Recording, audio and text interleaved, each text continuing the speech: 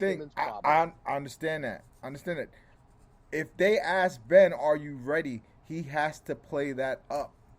He still has to say, "You know what? Let me just kind of get my bearings here." He still has to. It's like it's like the people who get in those car accidents and get on disability. Those those people have to play the game for a while until they stop. And so I'm just hoping the bullshit has to stop after the All-Star game. Get this All-Star week out the way. It's meaningless to me now that I can't participate in the shenanigans, and I'm not going to talk about what those shenanigans are. The All-Star game doesn't matter to me. Let's just get past it. Thank God we're going to be healthy, and move forward. Right? Well, are we going to be healthy though? That I don't trust this. I don't trust. This is now 2.5 years into the 3 year of this experiment. We knew the first year we weren't getting Kevin, no problem. Kyrie basically misses that entire season. We all know what happened last year. Now there's the trade. Kyrie votes for the bubble, then the next week goes against the bubble. Now this guy is in arbitration, and we don't know when he's coming back. And Joe may practice, and Kevin, hopefully he'll be back for Boston. I just feel like this season is headed for a disaster, and we're gonna wind up matching up with Milwaukee in the first round and getting trounced. I don't see that. That's really what I feel. Let me tell you what's really gonna happen. My friend, I hope I'm not making mad noise in the speakers because I just realized my voice is farther away than this. No, you're good. Blunt roll that I'm about to roll. Excuse me. Anyway,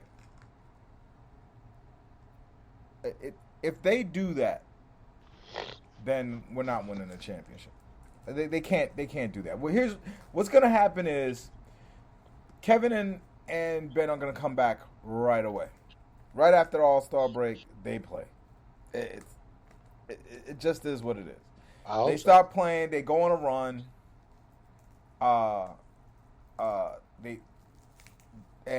They finish the season 20-3.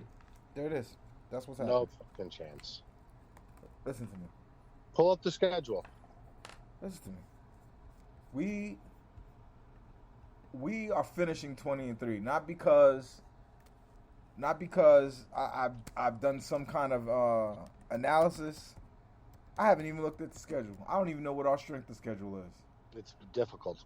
But okay, I have the schedule up now. Just look at the first 5 out of the All-Star break. They better play. Or if they don't, they will be in the play-in. Yeah, and the team last night probably the 8th seed in that play-in. The team last night is not beating these teams. The team that we saw last night is not beating the Bucks. Right, and 3 of the first 4 games are versus Boston and Toronto. And the Celtics have been kicking ass since they got CJ McCollum. And so no. What happened? You're thinking of the kid from the Spurs. They didn't get McCollum. Oh, I'm sorry. Who did they get? What's the kid from Anderson from the Spurs? Damn it, I forgot. Yeah, they didn't get CJ, but they've been on like a 10-game winning streak. So it's actually good that. Who got CJ though? Why am I remembering this? Pelicans. That's right. Yeah. And they're on a little tear too. That's really what's confused that made me remember wrong. Yeah. Is because they're on a tear too. And ever since they made their trade, the Celtics actually have started to play good before the trade deadline, before they made any moves. And I think it has something to do with some of who they picked up. But regardless, we can't beat the Celtics. Do you remember there was a time in the NBA that Ben Simmons had more value than Jason Tatum? That this is the fit for him where, like, I didn't watch any. The only highlight video, it took me a couple of days, but eventually you do what every fan does, right? Like we got player X. Oh, I hop did. on YouTube. I've been doing it for weeks. I only typed in one video, Ben Simmons assists, because I wanted to see what am I getting as a facilitator. Yeah, I did that search too. That's what matters to me. How he is going to essentially eat Bruce Brown's minutes, right? Right. And play the pseudo Bruce Brown role, where he's going to rebound, bring the ball up the floor, facilitate, cut off the ball, finish at the rim. Right. And you know what's been screwing that up lately? Because lately Nash has been experimenting with how he's going to play with Ben, and he's been playing James Johnson in that role. And he's been having James Johnson bring the ball up as well. Right. But how it's going to tactically look, because of who we don't have, he's had to play Bruce Brown anyway. But how it's tactically going to look once they deploy it is going to be like Ben Simmons is a giant Bruce Brown. Right, and obviously a more skilled version of it on top of that. Correct. Bruce Brown can't pass for shit. Right, he's just a much, and I love Bruce, but it is what it is. He has those limitations. Right. Respect. That's like a player that has your respect no matter what. How he could have a shit game, and Bruce Brown is gonna have my respect. I think for me, I need to see it. I need to see it in action before I can get there. Like I just feel like it's gonna, by the time it comes, it's gonna be too late. Right. And then we're going to say, well, it doesn't matter. Let's just get in the playoffs. And then we find ourselves in Milwaukee on the first weekend of the NBA playoffs. And that's just like we could beat Milwaukee, but we need that to be the second or the third round. We need to get our battle test out of the way. Like we need to find our way. We should have just let Simmons run around in these last few games before the All-Star break. It's wild. He couldn't play 15 minutes. I mean, the guy's been ramping up the entire year. Exactly. And this is my thing about the Nets. Like, the Nets have taken this rest and player injury prevention culture too far. Yes. And there's no evidence that it works, because it hasn't. Teams do it both ways. It hasn't sometimes worked. It works, sometimes it doesn't. What are you kidding me? This shit has not fucking worked, yo. Look at the Nets injuries the past 3 years, yo. Right, like, you could keep a guy in ice all season, and then if somebody slides under his foot, look what happened to Anthony Davis the other night. Like that's just freaky. But then again, some players you can't save them. You know what I'm saying? Like Karis LeVert is gonna be injured.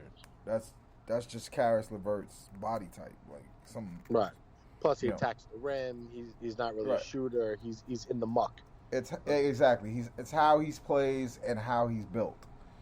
And then he's not really wiry like Jamal Crawford is wiry, bendy. I guess I don't know. Like he could absorb that contact coming into the lane.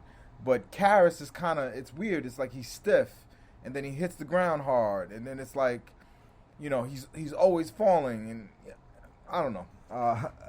You just know Karis is gonna get injured. So here's how we do this shit, right? Steve Nash, I hope he does not play Ben without KD. Here's why. I want Ben's introduction to this Nets life to be sweet. I want him to embarrass a good team.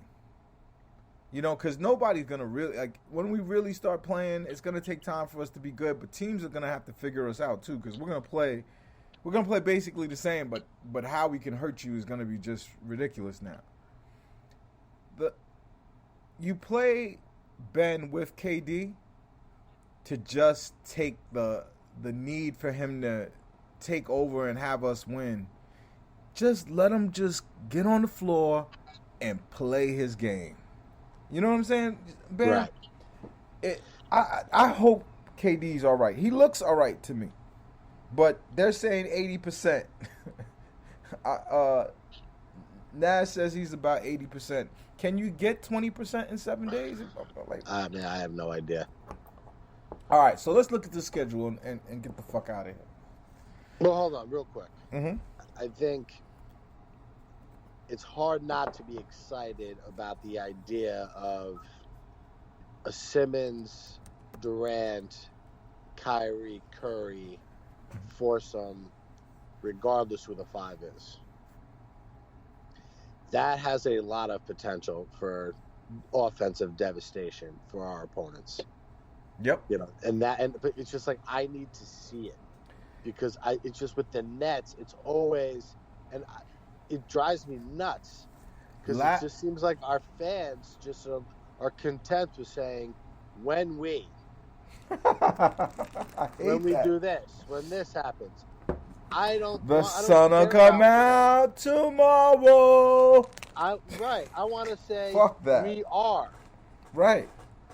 That's the thing. Like I don't. When we get this, when we get that. Well, when is when? Great question. Now the time is now. And I said this at 29-16 when they announced Durant was out. I looked at the schedule, and I was like, we're in fucking trouble. And people were like, well, it doesn't matter. The regular season doesn't matter. Does it matter now? We're the 8th seed. We're the 8th seed at the All-Star break. Yeah. Am I the only one seeing this? Yeah, it's and so hilarious. Games behind the teams in front of us. Now, if the season ended today, we'd be in Toronto without Kyrie in the first game. Yo, in these spaces. And if we were at home, he wouldn't play either. Is anybody else seeing this? It's so ridiculous. Like I realized in these spaces recently that in tweets people miss the context and they misunderstand what someone is saying. Like I'm not saying Sean Marks is a bad GM. I'm saying Sean Marks has a job to do. You can't rest on your laurels with this shit. This is if not signing, let's say Goran Dragic, because last year not signing PJ Tucker, we needed PJ Tucker on our side. Am I wrong or right about just about to keep him away from the opponent? Just to keep exactly, just for that. But I can't. If I'm Sean Marks, I cannot let Goran Dragic not get. And they haven't bought out Gary Harris yet. It's looking like he might not be bought out. But I hope if he gets bought out, that's the other guy they need. They need Gary Harris, and they need Goran Dragic because you cannot run this team counting on Kyrie. If Kyrie is not there, that cannot equal failure.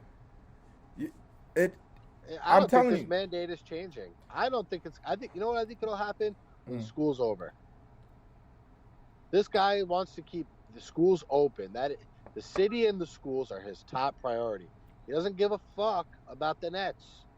If he's going to continue to enforce mask mandates on children, which parents are not happy with, right? He's laying off 1,000+ workers, right? There's 900 Department of Education workers alone, right? Just the other day, right? He's not lifting the restriction for basketball. No, this is what he's gonna do. After schools, it'll loosen. You may be right. He'd look like an idiot. How can you sell this? Do you know? Listen, hear me out. Let me get to the point.